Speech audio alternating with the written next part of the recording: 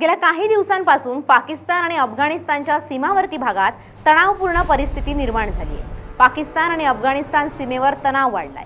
पाकिस्तानने कंधारमध्ये तालिबानच्या तळांवर हवाई हल्ले केलेत। या संघर्षात दोन्ही बाजूंचं मोठं नुकसान झालंय। सीमावर्ती भागात युद्धासारखी परिस्थिती निर्माण झाली आहे। पाकिस्तानने अफगाणिस्तानातील कंधार प्रांतात तालिबानच्या लष्करी तळांना लक्ष्य करत भीषण हवाई हल्ले केल्याचं वृत्त आहे। गेल्या काही दिवसांपासून पाकिस्तानमधील रावळपिंडी, कोहट आणि केट्टा यांसारख्या प्रमुख शहरांच्या आकाशात अज्ञात ड्रोन घिरट्या घालताना आढळले होते। पाकिस्तानच्या विविध शहरांवर झालेल्या ड्रोन हल्ल्यांना प्रत्युत्तर देण्यासाठी ही कारवाई करण्यात आली असा दावा इस्लामाबादने केलाय।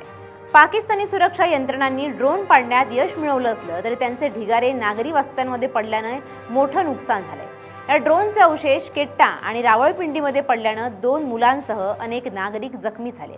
या ड्रोन घुसखोरीनंतर खबरदारीचा उपाय म्हणून राजधानी इस्लामाबादचे हवाई क्षेत्र काही काळासाठी पूर्णपणे बंद करण्यात आले होते। पाकिस्तानी विमानांनी कंधार विमानतळाजवळील काम एअर या खासगी कंपनीच्या इंधन डेपोला टार्गेट केलं।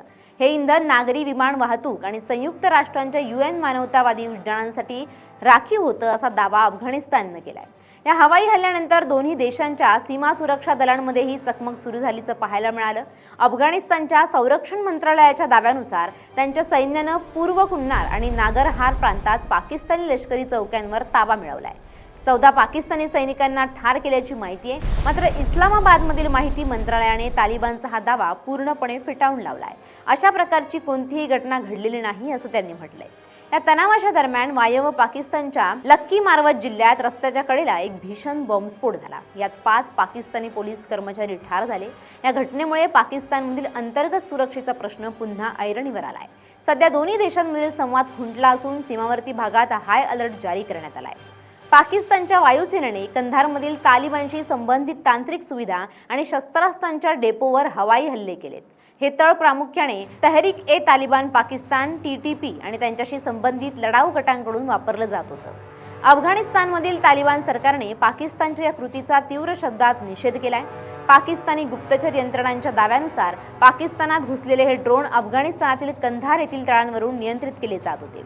तालिबानचे प्रवक्ते जबीहुल्लाह मुजाहिद यांनी दिलेल्या माहितीनुसार पाकिस्तानच्या हल्ल्यात काबूल आणि पूर्व अफगाणिस्तान किमान 6 नागरिक ठार झाले असून 15हून अधिक जण जखमी झाले।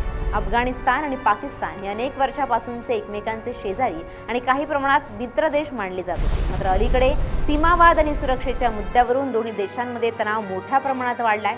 सीमेजवळ झालेल्या चकमकीमुळे परिस्थिती अधिकच चिघळली असून या संघर्षाची चर्चा आता जगभर सुरू झाली आहे। या घडामोडींमुळे दक्षिण आशियातील सुरक्षा आणि स्थैर्याबाबत नवीन प्रश्न निर्माण झालेत।